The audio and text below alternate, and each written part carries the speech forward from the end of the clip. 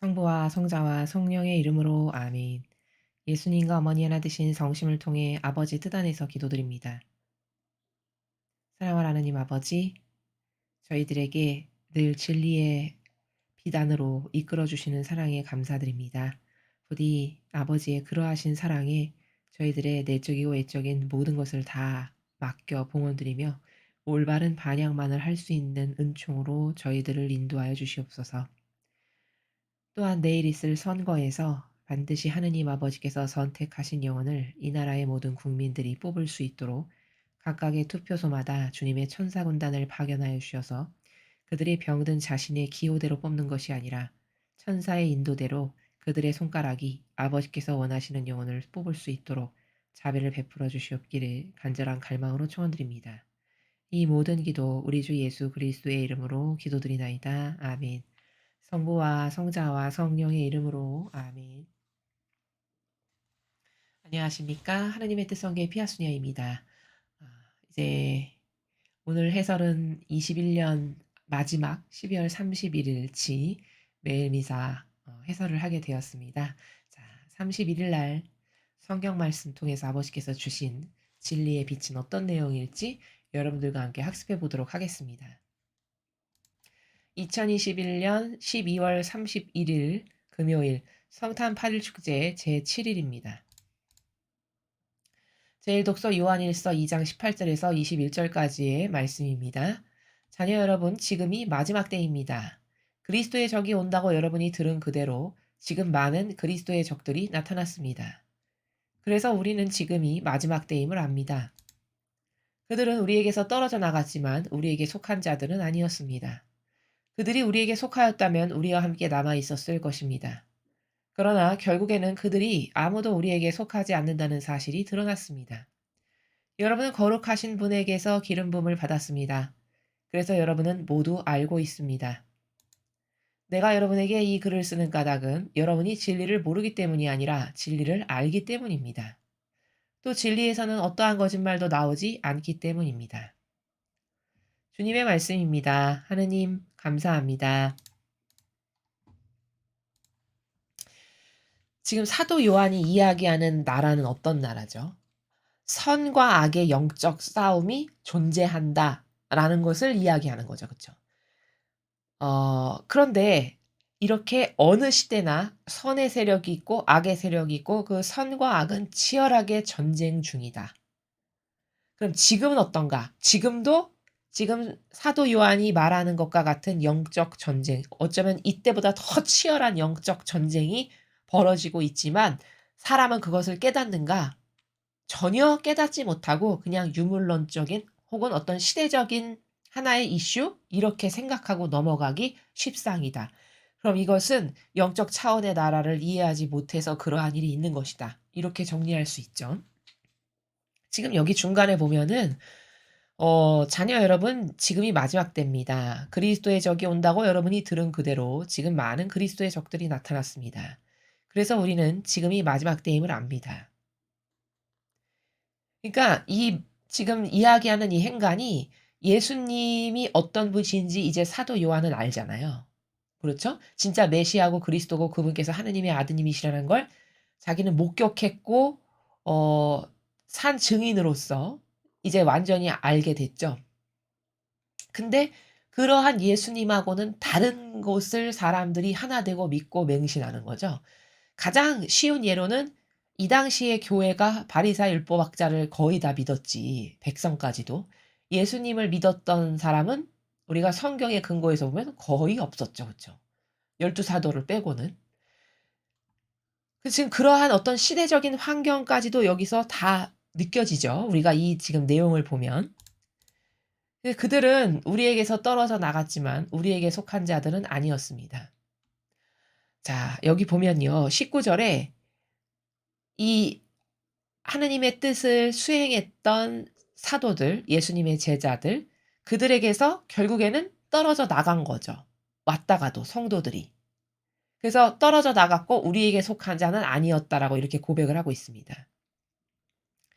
자, 그러면 여기 떨어져 나갔다라는 것을 다시 이야기하면 관점의 이해의 차원을 넓히기 위해서 이야기하면 마귀에게 끌려간 거죠.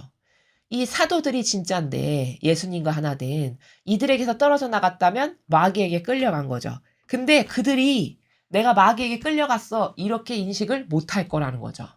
여러분 이 당시에 바리새인부 학자랑 하나 되고 거기에 동조하고 협력했으면 마귀에게 끌려간 거죠. 그쵸? 그게 곧 그리스도의 적의 세력이죠. 지금 18절에서 쭉 얘기한 게 사도 요한이 "여러분 지금이 마지막 때입니다. 그리스도의 적이 온다고 들은 그대로 많은 그리스도의 적들이 나타났습니다." 이 그리스도의 적이라고 표현한 것이 누구냐? 주가 바리사의 율법학자 그 교회 세력이라는 거예요. 예수님을 핍박하고 죽여야 된다라고 하고 어 그 주도적인 것으로 앞장서서 사람들을 선동하고 그쵸? 그래서 우리의 후손과 우리가 책임을 질 테니 죽여야 된다."라고 했던 그 주도 세력이 누굽니까? 바리새인법 학자죠. 그것이 그리스도의 적들이죠. 그 세력이. 지금 직접적으로 쓸 수 없으니까 그냥 그리스도의 적 이렇게 표현을 한 것뿐이죠. 그러나 이 그리스도의 적은 물론 이 당시에도 이단도 있었겠지만 그것보다는 더 중점적으로 우리가 이 행간의 나라에서 말하고자 하는 세력이 누구냐면 바리새인법 학자 같은 그 거짓 교회, 그 교회를 두고 이야기하는 겁니다. 그런데 자신 그 사도들한테 왔다가도 다시 이 거짓 교회로 끌려가서 그래서 여기서 떨어져 나갔다라고 이야기하는 이런 상황을 지금 이야기하고 있는 거거든요. 근데 그들이 이 제자들한테 있다가 떨어져 나갔을 때 '아 야 우리는 마귀에게 내가 지금 끌려간 거야.' 이렇게 인식을 못할 거라는 거죠. 오히려 '야 우리가 저 이상한 사도들 따라다니다가 야 안 되겠어. 이 바리새인법 학자가 진짜 교회 같아.' 오히려 이렇게 말하고 갔을 겁니다. 그렇지 않겠습니까? 그렇죠. 자 그러면 이게 이때만 있었던 일이 아니라 지금도 이렇게 수많은 사람이 진짜 하느님의 일꾼하고 하나 되지 않고 다 떨어져 나가고 거짓 교회와 하나 되는 사람이 훨씬 많다는 겁니다. 그러나 그 당사자가 '나는 거짓 교회야 지금 하나 되는 거야. 나는 하느님에게서 떨어졌어.' 이렇게 생각할까요? 아니요. 거꾸로 생각할 거라는 거죠. 그렇죠? 자기가 오히려 진짜를 믿는 거고 '저 사람들은 가짜야.' 이렇게 말할 거라는 겁니다. 그러면 이것은 영적으로 어떤 상황이고 어떤 환경이고 어떤 처지냐. 악이 계속 우리들을 꼬시고 있다라는 반증이에요. 이때부터 지금까지. 아니 이 이전 창세기 때부터. 그래서 넘어간 게 첫 번째로 넘어간 게 아담과 하와잖아요. 마귀는 항상 그렇게 인간을 어떻게 하면 꼬드겨내서 하나님과 멀어지게 할까. 이게 그들의 주된 목표죠. 죽으나 사나. 그쵸? 그 창세기 그때부터 지금까지 그게 지속적으로 나를 공격하고 있는 마귀 세력이 항상 내 옆에 있지만 인간은 이거를 의식하고 사냐 의식 못하고 산다는 거죠. 그런데 자신의 의지 제가 누누이 말씀드리는 내 기호, 정서, 경향, 내 선, 내 뜻 이런 거 있죠? 그 내 의지를 통해서 악이 역사하는 거고 그 내 의지를 따르게끔 항상 마귀가 충동질하는데 내 의지는 요만큼도 의심을 안 하죠. 그쵸? 내 의지가 잘못됐고 내 의지가 마귀일 거라는 생각을 과연 몇 명이나 할까요? '내 의지는 마귀야. 그러니까 내 의지를 절대 따르면 안 돼.' 이게 사실은 진실인데 그런 생각을 사실적으로 누가 하고 살아가냐라는 거죠. 우리는 영적으로 배울 때 이런 게 있어요. 1 학년 1 학기처럼 1 단계처럼 영적인 나라를 진입한다 할 때 첫 번째로 선수적 과제로 해결돼야 될 게 뭐냐면 자기 부정을 할 줄 알아야 됩니다. 근데 그 자기 부정이란 말도 굉장히 다중적 관점으로 심오한 말이에요. 한 개의 차원만 있는 게 아니라. 근데 그 다중적 관점으로 심오한 말인데 그 자기 부정의 한 단면이 뭐냐? 내 의지, 내 뜻을 절대 믿지 말아야 되는 겁니다. 자기 부정을 하는 사람이라면. 왜? 내 뜻은 항상 틀리니까. 여태 틀렸으니까. 그리고 항상 틀린 것을 선택하게끔 마귀가 맨날 와서 꼬시니까. 이게 1 학년 1 영적인 도전을 하는 사람의 1 학년 1 학기 1 단계와도 같은 게 바로 이거라는 거예요. 그런데 이런 걸 그럼 교회가 이렇게 기본이 되고 근본이 되는 걸 성도들에게 매일같이 가르쳤으면 지금쯤이면 아마 이게 보편 상식이 됐어야 되는 거거든요, 사람들의. 야 자기 부정이 기본이고 자기 부정의 첫 번째 단계는 내 뜻을 안 믿는 거야. 내 뜻을 부정할 줄 아는 거야. 이게 그냥 상식이 돼야 되는데 그렇지가 않죠. 그쵸? 그래서 이렇게 지금 사도 요한이 다 떨어져 나갔다. 우리에게 속하지 않았다 그들이. 아무도 우리에게 속하지 않았다는 게 드러났다. 이렇게 지금 증언을 하죠. 그것처럼 하느님의 진짜 일꾼하고 하나 되는 것이 그렇게 녹록하게 쉬운 일이 아닌 것은 왜냐? 자기 의지를 부정하지 않고는 안 되기 때문입니다. 그리고 마귀가 요즘 세상에도 끊임없이 나를 꼬시려고 내 옆에서 득세하지만 나는 그거를 까막눈이고 맹눈이고 아무것도 안 보이는 차원이 닫혔기 때문에 그쪽 본질의 나라에는 전혀 의식을 못하고 사니까 맨날 당할 수밖에 없는 이런 열악한 처지에 내가 놓여 있다라는 것을 인정할 줄 알고 그래서 '하나님께 나는 의탁해야지만 사는구나.' 이런 개념을 확실하게 갖고 있어야만 그래야만 보호가 될 수 있다라는 거죠. 그래서 이렇게 자신의 의지를 조금도 의심하지 않고 살아가기 때문에 마귀에게 취약한 거다. 그리고 늘 우리 안에는 이러한 영적 전쟁이 항상 존재한다. 여러분 이거 도대체 마귀 한 2번 이기면 한 3번 이기면 안 오나? 그렇지 않습니다. 그렇지 않아요. 천사의 책에 보면 루이사 피카레트한테 마귀가 한 2번 오고 안 오던가요? 마귀가 이를 박박 깔면서 "어디 두고 보자. 내가 다음번에 더 센 걸로 가지고 온다." 이런 식으로 떠나가죠. 그 책을 보면은. 그럼 루이사 피카레트는 특별한 영혼이니까 그분에게만 그런가 봐. 그렇지 않습니다. 그건 누구에게나 다 그런 거예요. 근데 그분은 그걸 보는 차원에서 살아가는 거고 우리는 못 보는 차원에서 살아가는 것뿐이죠. 차이가 있다면. 마귀는 끈질겨요. 그래서 죽는 날까지 올 거예요, 죽는 날까지. 그래서 진리로 무장이 돼서 내가 마귀에게 요만큼도 틈바구니를 보이지 않으면 아무리 마귀가 와도 내가 공격당하지 않을 수 있겠으나 내가 내 자아라는 구멍을 끝끝내 메꾸지 못해서 그 구멍을 계속 열어 놨다. 그러면 그 구멍으로 마귀가 계속 역사할 거라는 이런 것을 좀 알아야 방비를 할 수 있죠. 그쵸? 자, 그래서 이렇게 떨어져 나가서 아무도 안 남았다. 이렇게 이야기를 하고 있습니다. 근데 여러분은 거룩하신 분에게서 기름 부음을 받았습니다. 그래서 여러분은 모두 알고 있습니다. 내가 여러분에게 이 글을 쓰는 까닭은 여러분이 진리를 모르기 때문이 아니라 진리를 알기 때문입니다. 진리에선 어떤 거짓말도 나오지 않기 때문입니다. 자, 이제 후미는 그 떠나간 자들 말고 어 아버지께 속하기를 원하는 그 자녀들에게 여러분은 진리를 알고 있다. 그러니까 그러한 진리를 아는 사람은 어떤 거짓말도 할 수 없고 또 여러분이 기름 부음 받았다는 거는 어떤 인간에게서 받은 게 아니라 거룩하신 분에게서 받은 거다. 이렇게 이야기를 하며 격려하는 그런 내용인데요.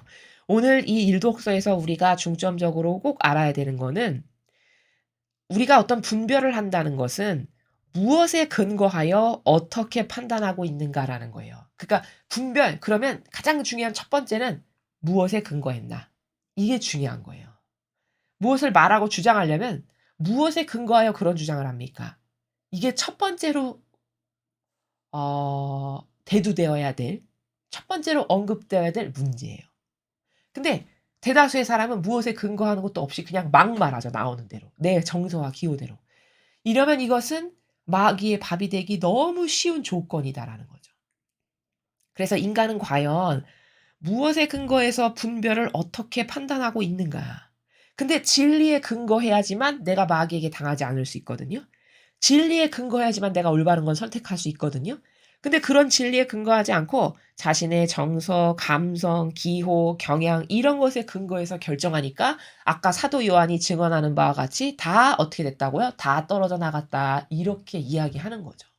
근데 이렇게 떨어져 나가는 것은 이때만 그런 게 아니라 지금도 진짜 하느님의 세력과 하나 돼야 되는데 오히려 하느님의 세력과는 하나 되지 못하고 다 떨어져 나가고 마귀 세력과 열렬히 하나 되는 사람들이 대다수일 거다라는 겁니다. 그럼 이건 얼마나 안타까운 일인가. 그래서 그렇게 되지 않으려면 여러분께서 그렇게 되지 않으려면 깨어 있어야 되는데 깨어 있는다는 건 무슨 말이냐. 내가 자꾸 뭘 생각할 때마다 말할 때마다 분별할 때마다 가만히 있어봐. 이거 진리에 내가 지금 근거해서 말하고 있나? 이거 무엇에 근거해서 내가 이런 감정을 갖지? 무엇에 근거해서 내가 자꾸 이런 주장을 하는 거지? 이런 것을 적용하셔야 돼요. 실제적으로. 적용해야 스킬이 되고 늘죠. 그쵸? 그렇게 해서 그런 사고방식이 어떤 나의 것에 어떤 단단한 어 단단한 바닥이 될 때까지 그런 연습, 훈련 그런 걸 자꾸 내 스스로 반복해 보는 것 이런 것을 해야지만 진리에 근거하여 무엇을 말하는 것이 비로소 내 것이 될 수 있다. 이렇게 말씀을 드릴 수 있습니다. 자, 계속해서 복음 말씀 보시겠습니다. 요한복음 1장 1절에서 18절까지 말씀입니다. 주님 영광 받으소서. 한처음에 말씀이 계셨다. 말씀은 하느님과 함께 계셨는데 말씀은 하느님이셨다. 그분께서는 한처음에 하느님과 함께 계셨다. 모든 것이 그분을 통하여 생겨났고 그분 없이 생겨난 것은 하나도 없다. 그분 안에 생명이 있었으니 그 생명은 사람들의 빛이었다. 그 빛이 어둠 속에서 비치고 있지만 어둠은 그를 깨닫지 못하였다. 하느님께서 보내신 사람이 있었는데 그의 이름은 요한이었다. 그는 증언하러 왔다. 빛을 증언하여 자기를 통해 모든 사람이 믿게 하려는 것이었다. 그 사람은 빛이 아니었다. 빛을 증언하러 왔을 따름이다. 모든 사람을 비추는 참빛이 세상에 왔다. 그분께서 세상에 계셨고 세상이 그분을 통하여 생겨났지만 세상은 그분을 알아보지 못하였다. 그분께서 주님 땅에 오셨지만 그분의 백성은 그분을 맞아들이지 않았다. 그분께서는 주님을 맞아들이는 이들, 주님의 이름을 믿는 모든 이에게 하느님의 자녀가 되는 권한을 주셨다. 이들은 혈통이나 유교이나 남자의 욕망에서 난 것이 아니라 하느님에게서 난 사람들이다. 말씀이 사람이 되시어 우리 가운데 사셨다. 우리는 그분의 영광을 보았다. 은총과 진리가 충만하신 아버지의 외아드님으로서 지니신 영광을 보았다. 요한은 그분을 증언하여 외쳤다. 그분은 내가 이렇게 말한 분이시다. 내 뒤에 오시는 분은 내가 나기 전부터 계셨기에 나보다 앞서신 분이시다. 그분의 충만함에서 우리 모두 은총의 은총을 받았다. 율법은 모세를 통하여 주어졌지만 은총과 진리는 예수 그리스도를 통하여 왔다. 아무도 하느님을 본 적이 없다. 아버지와 가장 가까우신 외아드님, 하느님이신 그분께서 알려주셨다. 주님의 말씀입니다. 그리스도님 찬미합니다.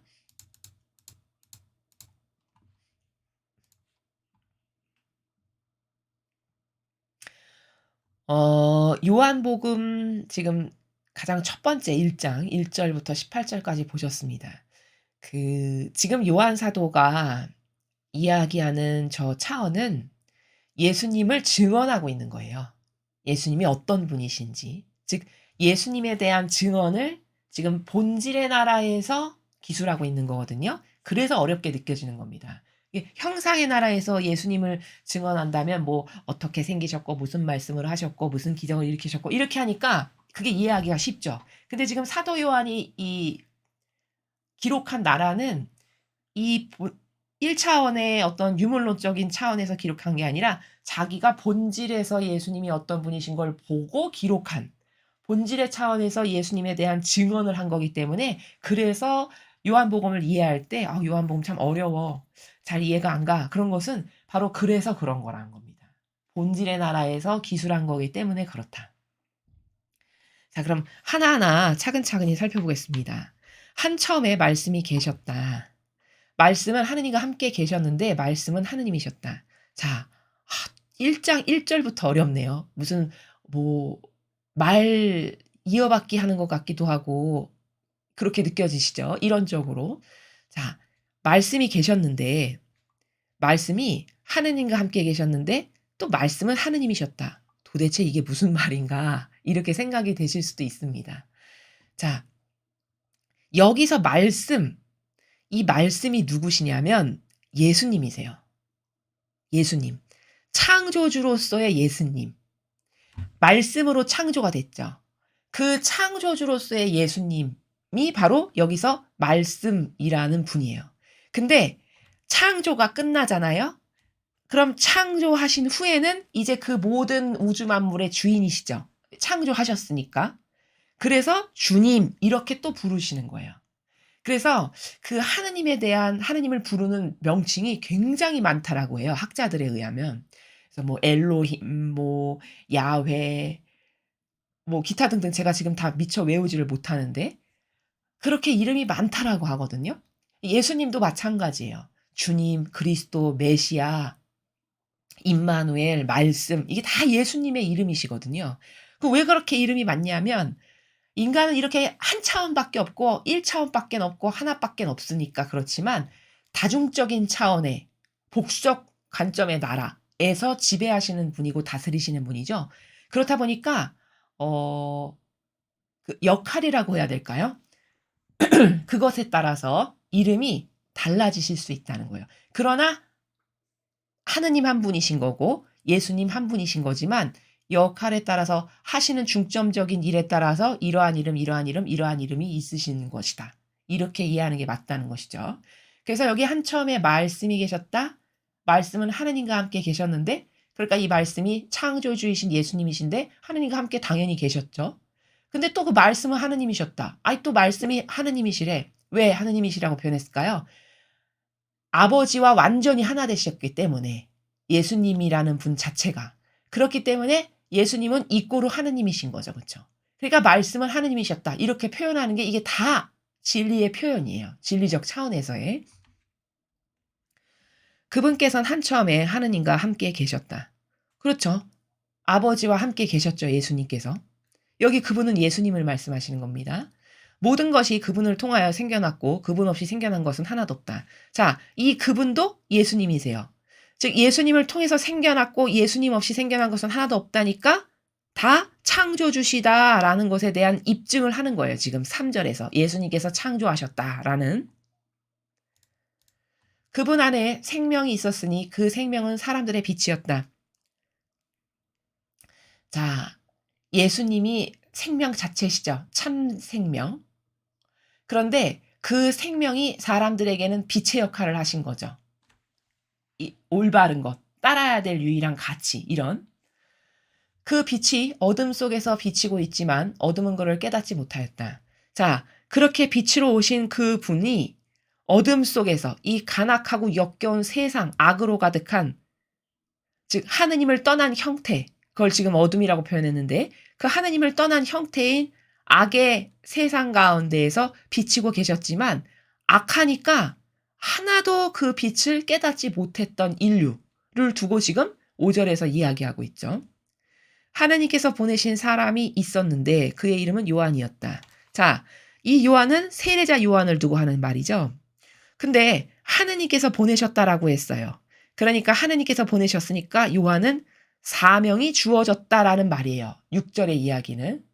자기 뜻으로 내 뜻으로 온 게 아니라 하느님 아버지께서 뜻하시는 바가 있으셔서 세상에 보내셨다. 그러니까 내가 사명을 그를 통해서 이룰 것이 있어서 세상에 보냈다. 이런 말씀이시거든요. 그러니까 사명이 주어졌다라는 뜻이고 그는 증언하러 왔다. 빛을 증언하여 자기를 통해 모든 사람이 믿게 하려는 것이었다. 자, 세례자 요한의 사명이 뭐냐? 증언이 하는 게 사명이에요. 빛이신 예수님을 증언해서 미리 앞서서 증언을 해서 백성들이 다 예수님을 믿게끔 하는 게 이 세례자 요한의 사명이었어요. 여기 정확히 사명이 뭔지를 지금 입증해서 말하고 있죠. 그 사람은 빛이 아니었다. 빛을 증언하러 왔을 따름이다. 자, 8절 잘 보십시오. 왜 사도 요한은 그 사람은 빛이 아니었다라는 문장을 썼을까요? 빛을 증언하러 왔을 따름이지 그 사람이 자체가 빛은 아니었다. 이런 말이에요. 그럼 왜 이런 표현을 굳이 했을까? 자, 이것은 행간 너머를 보면 사람들이 빛인 줄 알았죠. 세례자 요한을. 그래서 당신 엘리야입니까? 뭐 예언자입니까? 오시기로 한 분이십니까? 아니요, 아니요. 계속 이렇게 하잖아요. 그럼 당신 누구란 말입니까? 이렇게 이야기하죠. 궁금해하면서 막 사람들이. 그건 뭐예요? 빛으로 착각했다는 거예요, 사람들이. 근데 왜 착각했을까? 그것은요, 사실은요, 사람들의 무지함도 있지만요, 그것보다 숨겨져 있는 교묘함은 뭐냐? 그가 빛처럼 굴었기 때문이에요. 여러분, 예를 들어 내가 예언자도 아니고 예수님도 아닌데, 예수님처럼 처신을 해요. 마치 무슨 훌륭한 예언자인 것처럼 거룩한 척을 하면서 걸음도 느리게 걷고 막 어떤 이런 행동에 처세를 해요. 그럼 사람들이 오해하기 딱 좋죠. 예언자인가 봐. 이렇게 행색을 보니까 그리스도라고 2000년 후에 그리스도가 오신다는데 그리스도신가? 이렇게 생각할 만하죠. 마치 그런 것처럼 그 사람은 빛이 아니었다. 저 간단한 한 문장 안에 너머에 숨겨져 있는 본질의 의미는 뭐냐? 그런데 빛이 아닌데 사람들이 그를 빛으로 알았다. 근데 왜 빛으로 알았냐? 그건 꼭 단순히 무지한 사람의 잘못만이라고 하기에는 어폐가 있는 것이 그가 예수님인 것처럼 메시아인 것처럼 처신을 잘못하고 살았기 때문에 즉 빛처럼 굴고 살았기 때문에 사람들이 오해한 것도 있다라는 겁니다. 지금 그 행간의 나라를 이렇게 단순하게 쓴 거예요. 모든 사람을 비추는 참빛이 세상에 왔다.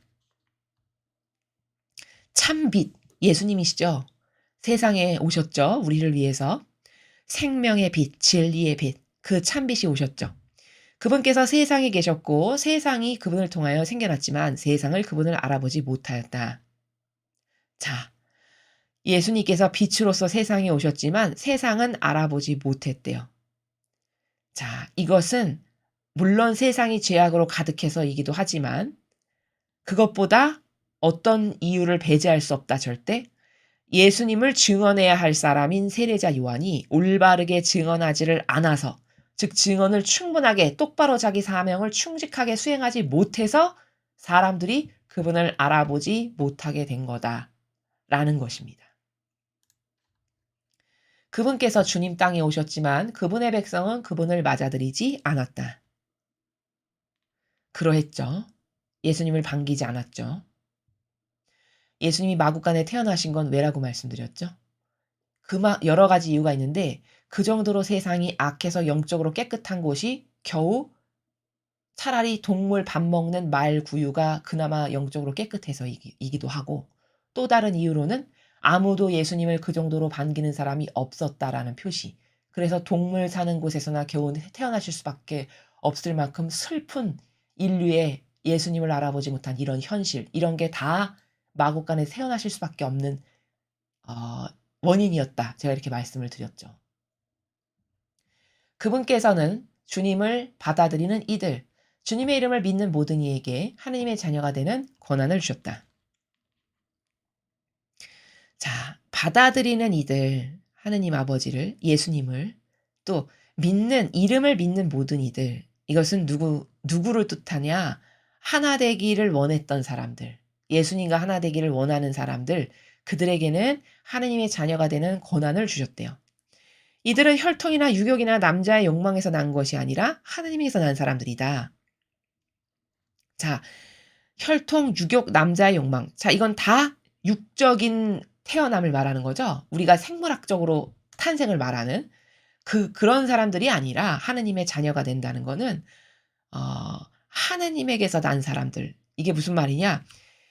육으로는 엄마에게서 나를 낳아준 엄마에게서 태어났지만 영적으로 다시 태어난 사람들. 예를 들어 세례를 받아서 다시 새로워졌고 근데 그 세례를 받아서 이전까지의 죄는 깨끗해졌지만 세례받은 그 이후부터는 또 죄를 지면 죄가 쌓이는 거죠. 이런 건데 그렇기 때문에 세례를 받았다 그럼 그냥 스타트인 거지 그게 완성은 아니에요. 이제 하느님의 자녀가 되는 스타트 출발이 됐다라는 거죠. 이제부터 더 하나 되고 더 자기 뜻을 안 쓰고 이렇게 해서 용해되면 하느님하고 점점 더 순도 높게 하나가 되는 이런 어떤 과정이 남아있는 이런 상태거든요. 그렇게 영적으로 다시 태어난 그런 사람들이 하느님의 자녀가 되는 거다라는 것을 지금 12절 13절에 걸쳐서 사도 요한이 이야기하고 있습니다. 말씀이 사람이 되시어 우리 가운데 사셨다.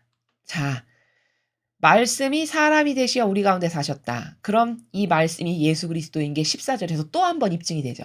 제가 아까 1장 1절에서 한참에 말씀이 계셨다 할 때 이 말씀은 예수님입니다. 이렇게 말씀드렸잖아요.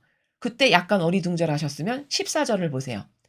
말씀이 사람이 되시어 우리 가운데 사셨다. 그럼 사람 되셔서 이 세상에 오신 분이 누구세요? 예수님이시죠. 그러니까 예수님이 이꼬로 말씀이셨다라는 걸 14절에서도 알 수 있죠. 그렇죠? 그래서 그 말씀으로 창조하셨다는 그 창조의 주인이 예수님이시라는 거예요. 그 말씀이 곧 예수님이시라는 거예요. 우리는 그분의 영광을 보았다. 어떻게 영광을 봤죠? 세례 때. 그렇죠. 이는 내가 사랑하는 아들이니 너희는 그의 말을 들어라. 영광 드러난 거죠. 그쵸? 아버지의 영광. 그다음 다양한 기적 사건 때.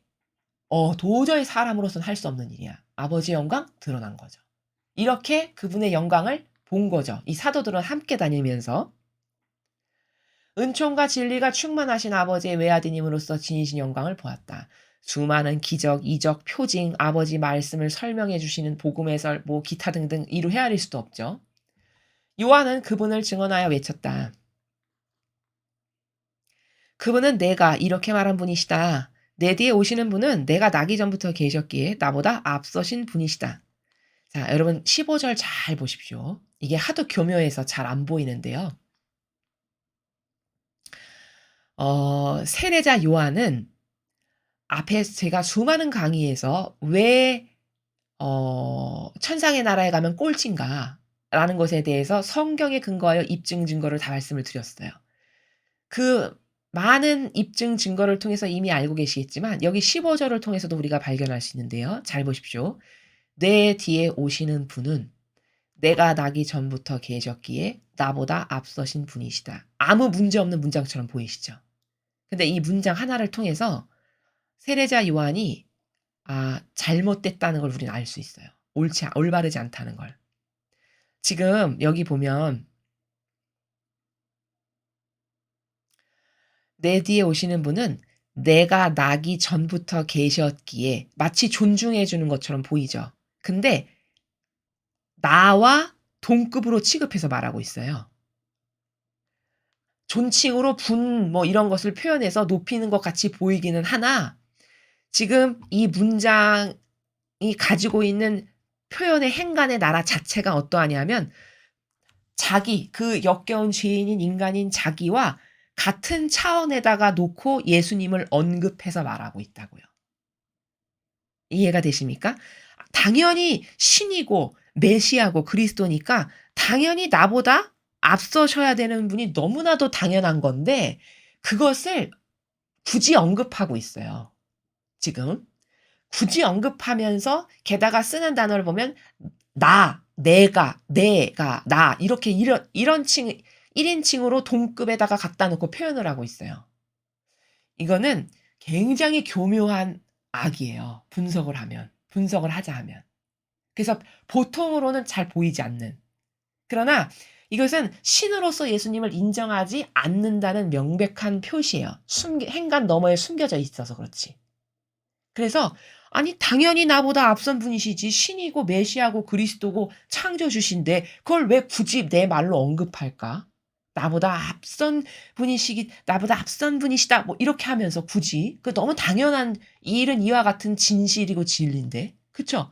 그걸 언급하는 것도 올바르지 않은데 게다가 언급하는 차원의 나라가 내가 이렇게 하면서 예수님과 동급의 나라에다 갖다 놨어. 예를 들면 진짜 존중하면 저는 이런 단어를 쓰죠. 우리 인간도. 그쵸?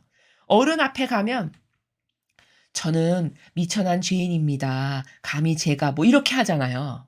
그렇게 해야 올바른 거죠. 그쵸? 근데 여기 내가, 나보다 이렇게 말하고 있죠.